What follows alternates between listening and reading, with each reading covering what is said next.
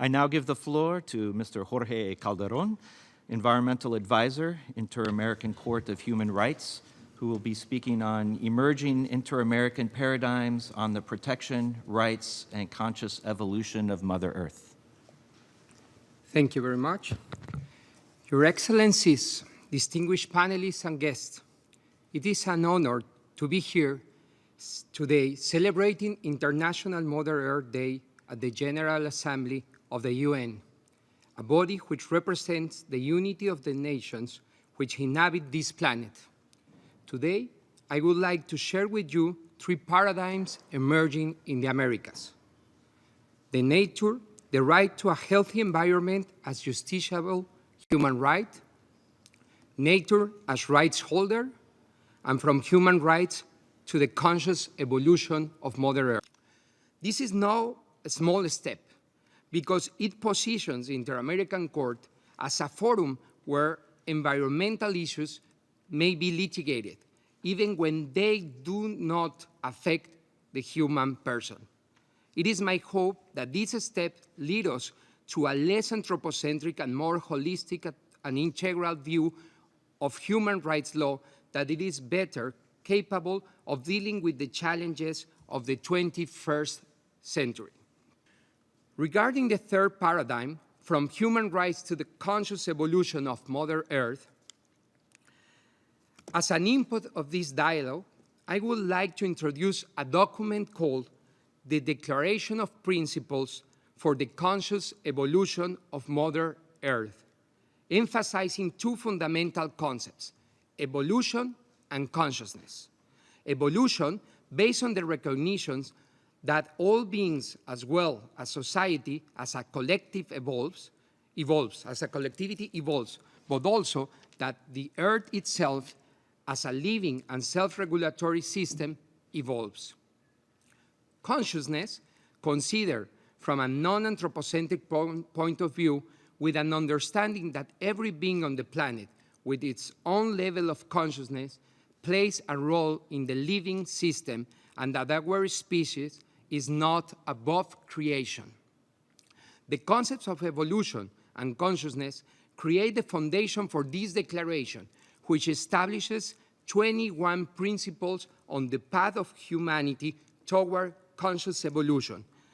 This is the idea that humanity, using its knowledge, experience, geoeconomics, and technology consciously, can guide the evolution of humanity and of the Earth itself. This results in a shift in the traditional driving force of evolution away from might, chance, and necessity, and toward conscious choice. That means evolution by choice and not by chance. The Declaration's preamble recognizes humanity's path from subsistence to transformation and focuses on establishing a new relationship with Mother Earth and all her elements in order to participate in her conscious evolution. It recognized 9 points which abandon anthropocentrism and call for recreating our relationship with nature organically and harmoniously. It further established 9 commitments to that end, acknowledging our individual and collective responsibility as agents of transformation as we reformulate structures of social and human organizations, creating a sustainable geo-humanity. This individual responsibility, so critical to our international treaties, is also fundamental for reversing the current climate crisis. Finally, it sets out 3 affirmations. We are one, we are the planet, and we are evolution consciousness. Regarding its implementation, in Costa Rica, the declaration was presented during the Day 1 celebration on December 21, 2012, and endorsed by the Mother Earth Indigenous Council with representation from the country's 8 indigenous peoples and by the Gaia Foundation of Costa Rica. In 2016, the National Council of University Presidents, CONARE, adopted the declaration as a conceptual framework, an instrument for reflection and commitment of university students with the creation of a new planetary consciousness in which each person is responsible for living a life in harmony with nature, with her essence, and with her community. Recently, the President of Costa Rica, Luis Guillermo Solís, signed executive decrees Mother Earth and the Mother Earth Agreement for Peace and Well-being, documents that promote the Declaration's values for living a life in harmony with nature and reversing climate changes and environmental degradation. Finally, the Declaration is currently used as a curriculum framework for the I Am the Answer pilot program by the Gaia Foundation for public school students as of the elementary level and beyond, as well as in courses at the University of Costa Rica and the UN Mandate University for Peace, among others. In closing, I would like to highlight that this forum of harmony with nature is in itself a spearhead for conscious evolution. Thank you very much. I thank Mr. Jorge Calderón for his important comments on the changing paradigm that members of the European Parliament this morning in the opening session stated needs to happen. I thank Calderón for describing how it is beginning to happen indeed, thanks in part to the leadership of the Inter-American Court of Human Rights. I now give the floor to the distinguished representative of Costa Rica, followed by the representative of Nepal. Muchas gracias. Thank you very much, Mr. Chairman. I'd like to begin by endorsing the statement made by the distinguished delegate of Egypt on behalf of the G77.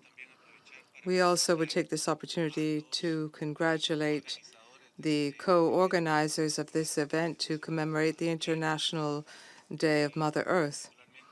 In particular, we would like to thank Mr. Jorge Calderón and the Gaia Foundation for the initiative of the guiding principles to raise awareness about the International Day of Mother Earth, which was implemented by executive decree. Obviously, we need to change the way in which we relate with Mother Earth, and we believe that change begins with each and every one of us.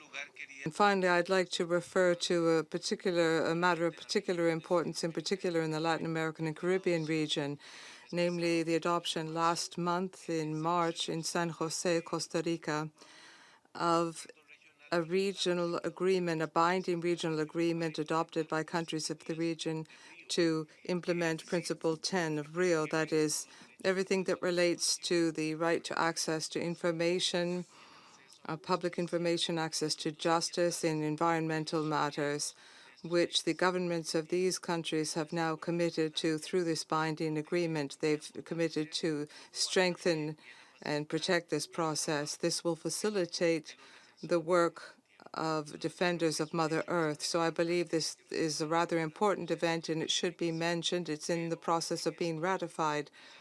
It's been a process in which countries of the region and CEPAL have been particularly involved, and I believe that it is an event worthwhile mentioning on a day like today. Thank you. We will not be able to have a radical change if we only commit ourselves at the state level. States have to be able to transmit these changes into the lives of every individual in the form of commitments.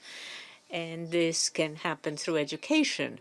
This is why the document we've submitted, the declaration, is a guide of values and principles which can help take that step forward. Thank you.